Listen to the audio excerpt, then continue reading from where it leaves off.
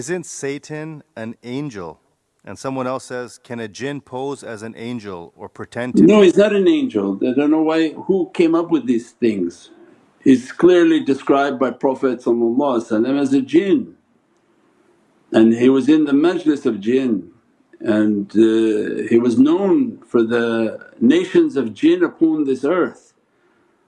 And because of the jinn race and their fiery nature, because it's an example that carries and moves forward, and because of his ibadat and worshipness he was raised to the presence of angels, and in his associations he would speak and the angels could hear and learn from his teachings. But at no time he was an angel, he was a jinn, and his name Azazil. So that's a big difference because the angels they don't do bad. So this is a jinn and a very fiery natured jinn that was continuously testing. When Allah created the form of Adam before naming anything, that he was flying into it and moving and thinking, oh this is clay and this is such an easy creation to come against and to attack. And so these are different realities that he understood what that creation was and kept testing that creation. When Allah in the majlis of angels and jinn, means all of creation was there, Allah presented Sayyidina Adam. So somebody else commented, no it's just angels. So what are you talking about, it's just angels? Allah declared Sayyidina Adam into an open majlis, and at that time the majlis had many jinn nations in that because they were already created. And when he told them to bow down, everything bowed down save Azazil, he did not bow down. The angels looked up and he still was there, not bowing down. They went back into sujood, that's why we have two sujood. At that time when he didn't bow he said, you and your jinn followers, all of them, you are cast out from this heavens. And then they began to renegade and they give us respite, give us an ability now to come against this creation, and they were cast out of the heavens.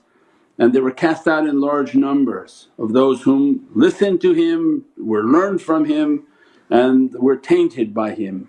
So this is important understanding that they were the jinn races, and the angels were tainted by his teaching. And because of that tainting Allah wanted to expose that which you listen to of knowledges is one thing, but more important than the knowledge is the glass in which it comes to you. That his knowledge is based on arrogance. Look, as soon as I asked him to bow down, he doesn't bow down. So whatever he taught you was based on arrogance. And that's why the danger of listening to people we say, oh but it sounds good and this one sounds this, but that sound can be a poisonous cup for you, because anything can sound good, but if you don't understand the character of the person, whatever they're dispensing to you it looks like clean water in a poison cup, because you're going to take the characteristics of the one giving it to you. If the characteristic of that shaykh is clean and good, then what comes to you of knowledge and good character. But if the heart is not clean and they're all reciting Qur'an which is immensely purified, but why some Qur'an has a different energy? Well, because the heart of one who's reciting it, and that becomes your poison cup. So the water's always beautiful, but the cup you receive it in, is it going to kill you by taking a sip of it? And that's what Allah was showing the angels, that you were impressed by his knowledge but look at his character. Now as a result you're tainted, because those same angels opened their mouth and asked, how are you making him the Khalifa? Because those were the tainted angels. Because what angel would open their mouth? The ones went into sujood, but the ones whom were his students, they are, why are you making him the Khalifa? That they're going to make so much bloodshed. So those were a part then all cast down of the heavens, and they came down to earth, and those are the stories now of earth. They came down onto earth, they made fitna, They made all sorts of difficulties and all sorts of wildness and destruction with their knowledges of the heavens. They came down to earth and made fitna. And the angels then partaked in a war against the earth in which they came then to fight these creations. So many things have happened, but definitely they were of the jinn races. And the jinn races now govern these earth, and that's why the teaching is very important to understand. The Dajjal that's coming is a jinn nature, he will show himself as human because humans don't understand veiling. So they appear to be humans but they're not human, they're of a jinn race. And 99% of people now they appear to be human but they're not human. And this Mawlana Shaykh would say that at his time he would say 90% of people are no longer human, they gave their humanity away. They subjected themselves to something other than humanity. As a result, when you give yourself to these shayateen, they occupy immediately the person. They change their eyes, they change the desire, they change the temperament because the devil is within them. What they eat, what they want of suffering, what they want of blood then changes the demeanour of the person. That's why we said that, watch when Allah sent the Lord of the Rings, these are marketing from heavens, that how that one human became such a dirty and despicable person, that qalam, and started to lose the image of his humanity. Now look at people like that, they don't look like humans anymore, they mark themselves, they look like lizards.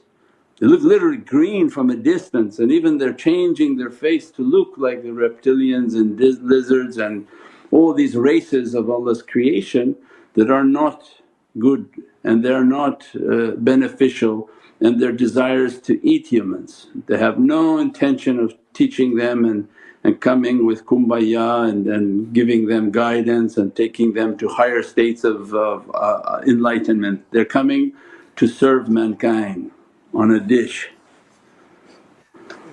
You're the meal.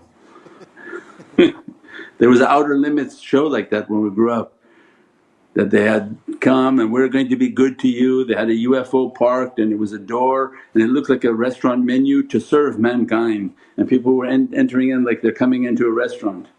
But like the Bugs Bunny cartoon that they're making a big soup and they were cutting the carrots. Yeah, so they have something else planned for humanity. So but Allah is great, so whatever they plan Allah already has a plan for all of that. That's why come to your enlightenment, come to your connection, come to everything. That's why the holy companions inspiring that, we're with you. If you love Sayyidina Muhammad then we are with you. The sunnah that you carry, you're carrying our love, and our love is with you because that's the hadith, you be with whom you love. When you love Prophet he's with you. If Prophet is with you, don't you think his holy companions are with you? Because he doesn't travel alone, so they're with you.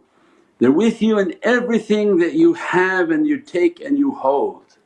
That's what has to be understood, that when you have the sunnah then you have a holy companion who's with you and what it represents to hold you, to stabilize you, to support you. You're not something left alone. Allah doesn't leave those whom love to be alone and to be eaten by wolves. Allah will send lions to destroy the wolves, inshaAllah.